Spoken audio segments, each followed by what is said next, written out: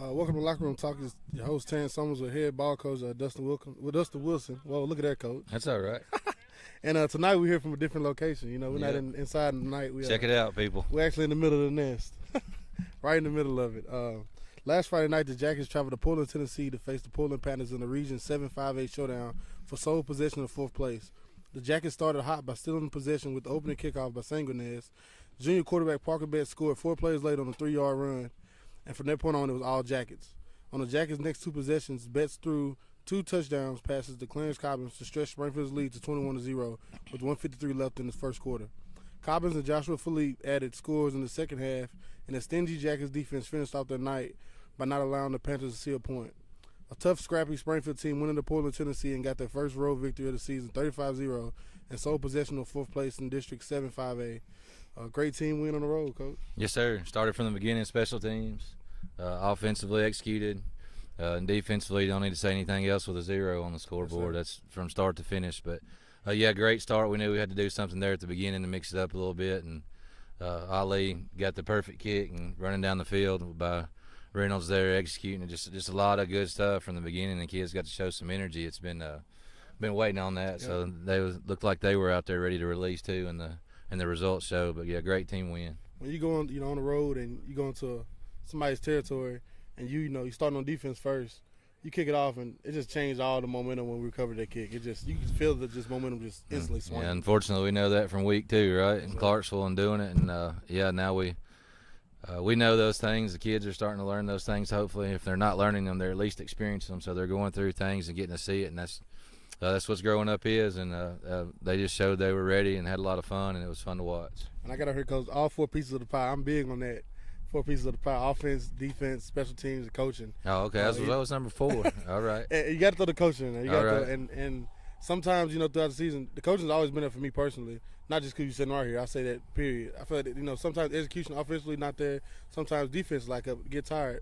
Friday night wasn't none of that. It was all 4 phases of the pie hitting on all cylinders. Yeah, I appreciate that, but we won't ever talk about it. The only time we talk about coaching is when we lose, and that's on us. But, the kids went out there. You can tell when you do something like that on special teams, though, it was practice all week. So that's what we were doing. That was expected, and we got what we expected. And the front stayed the same. And, they did do something a little bit different on offense. But, when you're in week 7, even going to wing T to option to spread to, and then here you come with a short yardage offense like that. Kids are just ready. And then it's back down to the Jimmies and the Joes Friday night, and the boys on the Springfield sidelines just – we're a little bit better the other night, and it showed. I got on here. I know, running back by committee, everybody almost touched ends, I believe, if I'm not mistaken. Maybe Hurst didn't score. Might be the only one. And I don't know if – Hurst did not. No. But, just running back by committee, all 3 of them touching the ball Friday night. That was beautiful to see. And, of course, if Portland, Tennessee didn't know about Clarence Cobbins, they knew after Friday night. That's right, yeah. Man, it's good that he's starting to have a little bit of success when it comes to making plays, because we all knew he could make plays. But, whether you're kicking him the ball, whether you're throwing the ball, whether you're handing him the ball, whether he's saying, set go for us on offense, or he's playing corner against one of their best, CJ's put himself together a good year, and, looking to see how we can close this thing out and how far we can get. Obviously the ultimate goal, but another region contest coming up. But, yeah, Portland, a little different feel, swapping the whole sides, and what they got going on in Sumner County with the bleacher discovery, and hope they get some new facilities out of it. We all know what new facilities can do for you. So as we sit in the middle of ours, whoever had something to do with it, appreciate you while we're talking about them. But Portland, CJ Cobbins was he was everywhere the other night. Parker had a good night, quarterback. Take out one great play. It may have been 91, but the big kid, I'm sure you noticed the defensive tackle made the play on the screen. That he seen screen, he retraced, he jumped up, made a play. That's right. Yeah, I mean, you can't take that away from the kid. Practice too. Yeah, that's right. Because if he don't make that play, there's your tailback getting a receiving touchdown. Excuse me. But they got some potential over there, and they're young just like us. And you can't say anything about. But that first play of the game was the biggest play of the game. So well executed by our special teams. Greatly executed. And here now we move on to Jackets JV. I know they played Monday night here, didn't they? Yeah. Score looked Portland. like a basketball score. Yeah. Big time game. It was fun. Portland, they brought some guys down here and they ran around, and we had some guys running around. Looked like a good competitive football game. It was 46, 35, 40-something, 30-something. So you take it, break that down too. Our kids learned what the end of half was there. We got within possession, and we let the offense get behind us. So it's good to learn those things on Monday, Thursday, whatever night except for Friday. But Friday. Yeah, that's right. But a lot of learning, a lot of points scored. Even kicking an onside kick the other night. Kids going out and executing that, not till one Friday night when it counts. But a lot of good stuff going on JV on Monday. This coming Monday again, while we're talking about it, we host. No, we go away for once. Yeah, I apologize. we'll be We go away, but it's just a short trip to Heritage. okay. No, I'm wrong, T. I'm off. Ross U. Yep, Ross U. Still not too far. No, then we'll go to Heritage. But anyway, Monday night, if you want to come watch them, we're out here and got some good young kids running around and starting to come together. And that's what programs do. Yes, sir. If you want to see the future, come check out the junior varsity Yellow Jackets on Monday nights. As Coach said, it'll be at Rossview next Monday, and then the following Monday will be at Heritage. We'll take a short break, and we'll come back. Friday night, the Jackets return to the nest right here behind us for a big one. We got you right back on Lockeroom Talk after the break.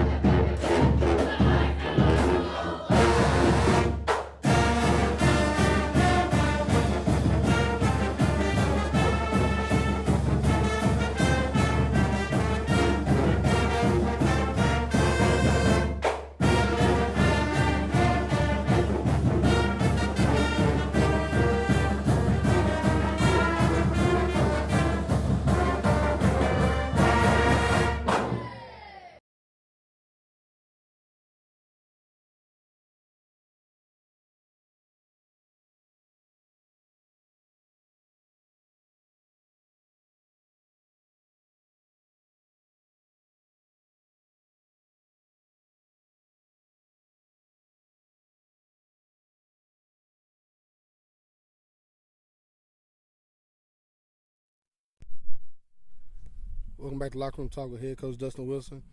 It's coming up Friday night right behind me in the nest. The Jackets welcome the 4-2, third place in Region 7-5A opponent, the Hendersonville Commandos. The Commandos coming to this big matchup after a 34-14 loss last Friday night at home versus Beach. The Commandos are very physical, disciplined, and very athletic, disciplined, and physical football team. Defensively, they play in attack mode, and offensively, they have a very athletic quarterback who can throw it around and get you with his legs. A big region matchup here Friday night, Coach, right behind us in the nest. Yeah, looking at region play, your outlook, we're sitting at 1-1, with 6 games. So we've gotten beat by Henry County, and we beat Portland. So we're sitting at 1-1. 3 out of the last 4 are region games. What you got left on the table, if you want to take Henry County at the top, you're competing for a home playoff game. Yep. As you guys tonight are looking at what's behind us, and if you've been following us for the past few years, man, there's been some exciting stuff here, and it's just different to be at home, so that's what we're playing for. Yep. And as you keep on continuing to play for playoffs, obviously first and foremost, but then your home playoff game. So, yeah, Hendersonville, you said physical twice. I know you think you misread that, but they are a physical bunch, and their quarterback's their dude. Their quarterback's a playmaker, whether it's through the air, his arms, his legs, whatever it is. He's going to be good. I ain't taking away nothing from the other team. He's just one of their guys.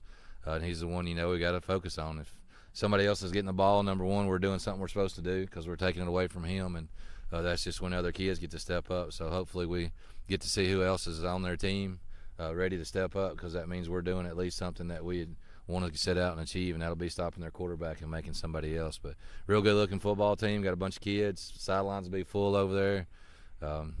It's Hendersonville versus Springfield. Been a long time. It has. Last meeting was a loss by the Jackets 22-55 in the 2011 playoffs. I was on that field that night, Coach, at Hendersonville. I guess that last game before Drew and I was here then, correct? The last game before you guys came. Cold night up there in Hendersonville. I think it started out 7-7, 14-14, and then I think we may have scored 21-21, and then we didn't score again. They kept scoring. But it was a fun night, great atmosphere, and they're going to bring the atmosphere here. The football community love their football team just like we do. So this stands to be packed. A lot of black and gold, a little different shade of gold, but they travel with us. One thing you say about playing in a region like this, we're going to have the gate. So, we got one right now, 3-3 versus 4-2 for your casual fans. Looks like good football, but R3 in there too. Like none of them lost is shabby. So a lot of good football to be played still in this tough region. And it's what we sign up for, and TSSAA put us. So let's see who takes care of business Friday. I'm good on the stats, Coach. Between both teams, the teams we have lost to have a combined 4 losses.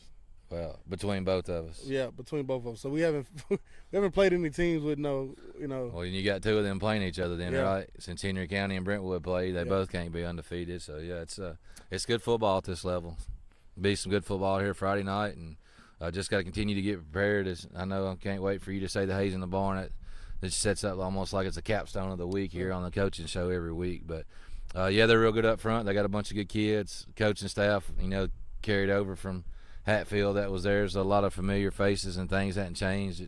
It may not look like the old traditional wing tee, but it's still got wing tee principles, and they still run the ball. And it's good coaching. They got a kid that can throw it, so they're gonna get in the gun a little bit more, it appears. But regardless, just got to be prepared for the group, for the kids. They play a lot too. They're running backs and skills and receivers and all that group. They got a lot of kids that play ball. So I know this is our first matchup in a game, but I believe in the Jamboree up at East Robinson, you played them like I think every year for about 3 years straight. Yeah, it could have been more. It felt like a lot since we wasn't in since that last game. I'm gonna tell you, it's probably more than that. But that's just a guess. When we was in 4A and they were still in 5A. Yeah, we played them about every year, I think. Yeah, but that was for a quarter, or in our opinion, a quarter. But then you get everybody else on there. But that's that bunch. Same coach by them, or coached by the same people. So. Good-looking group, and you can tell by the stands, the community will fill it up, so they'll fill it up here Friday. Yeah. Momentum with us. First home game following a win for the Jackets this year, Coach. And, we only been home twice, week 1 and homecoming, and both of them was victories.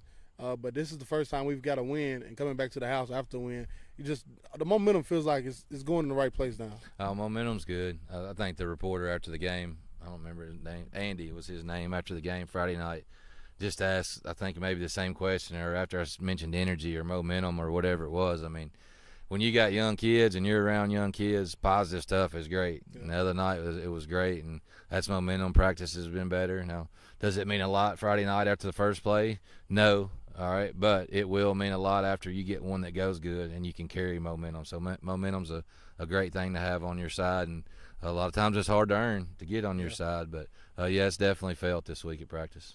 Then I got over here seeing 2 legit quarterbacks in Henry County and Centennial. So, in my opinion, I'm a defensive guy.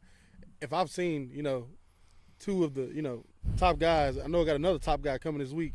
You're not too much, I haven't seen this. I haven't seen a shifty guy who can throw the football. We have the luxury of a tough schedule and being able to see that twice this year.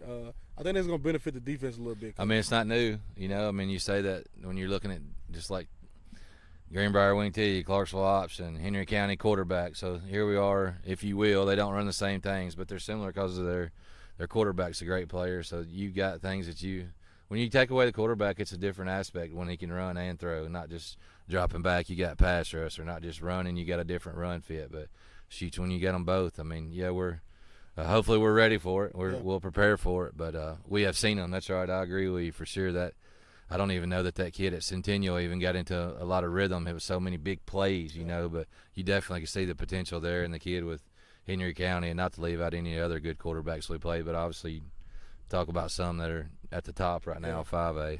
And they definitely showed me. They wowed me. That's right, They wowed me, and, Henry County, of course, 1 game loss. It's a Brentwood team that's still undefeated, and then you got in 6A. In 6A, then you got Centennial, They're still undefeated, and their quarterback had a heck of a performance again Friday night against Nolensville. That's a big matchup, yeah, in 5A ball So, yep. These guys, and then we have another one coming here Friday night with a guy from Hendersonville. And this is my last one I got on. Offense starting in plus territory equals very successful for the Jackets this season. When the Jackets have had the ball on the plus side of the field, coach, it's been kind of automatic. Yeah, I'm going to tell you a little bit. It's got to do with CJ, probably, if you're looking at a return. And a lot of it's got to do with defense. So you're setting it up. So, the other night was complimentary football. You take us like, Pettis with that quick kick. Like, man, that's been a weapon. Yeah, it has been. And he did that. We did it on third down the other night unexpectedly. Okay, that's just what you do when you scheme it. And defense is playing good. Well, you put them back out on the field and pin them in down there, and it worked out for us. But, plus territory there is always good for a team, especially when you're looking for a little bit of rhythm like we've been in teaching and youth. And, yes, that's been good to us. As I said, the last meeting between the Jackets and Hendersonville Commandos was 22-55 loss for me and my Jackets in 2011. Friday night, the Jackets coming in off of a 35-0 win in Portland. We'll be hosting the Commandos here in a big Region 7 5A matchup. Anything, Coach? I don't know. You got the stats on that? How many times we played Hendersonville? You usually tell us the history. I didn't pull it up. I know I was gonna save it for Friday night, but I believe it's a lot because back in the '80s and you got Gallatin, Hendersonville, Spring. I'm saying it was a big school, so probably some of your daddy's games, wasn't it? You think? I don't think he ever played them right before him. So when I speak about that not 83, excuse me, that 86 86. schedule. When I speak of that schedule, Hendersonville's on that schedule also. Okay, so this is the same region. Mirroring, They always say history repeats itself. Eventually, things line back up again. A couple years down the road, I say a couple, but a lot of years down the road, and we're back in the same region. And that's why these, you talk about the gate and how packed these stands be.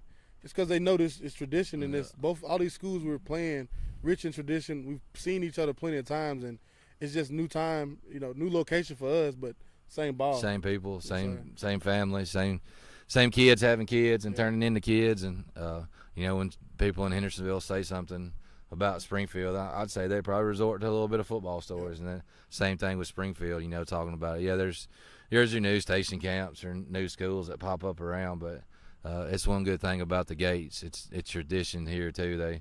Everybody will have on their H gear or their S gear or whatever it looks, and the brands will be walking around the stadium. It's just good for kids to be involved in. We're looking forward to a good matchup Friday. And that's it. I got announcements, Coach. Anything from you?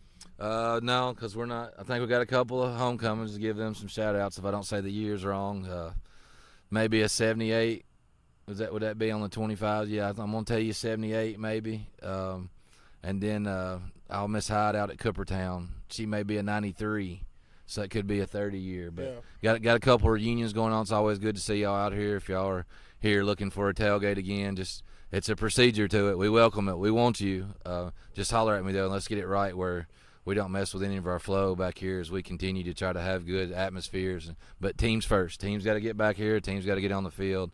And y'all just holler at me because we welcome you. We can't wait to see you, and just hope you enjoy watching your brand that you guys made back in history run around on the field. So y'all if you got a reunion or want to tailgate, holler at me, please. I'm excited for it. Back in the nest, baby. Yep. Always good to be home. Yes, sir. We're less than 48 hours from game day, and for the Jackets, the Hayes in the barn. Only a walkthrough left in this game time. We're back in the nest, as I said, and excited to see this place packed out for this big region matchup. I don't want you to watch me. Come here, get in here, get this atmosphere in your blood, and let's watch some Springfield football and cheer on these Jackets as they face the Hendersonville Commandos in a big Region 7 5A matchup. From head coach Dustin Wilson, Terrence Summers, it's been Locker Room Talk. Go Jackets.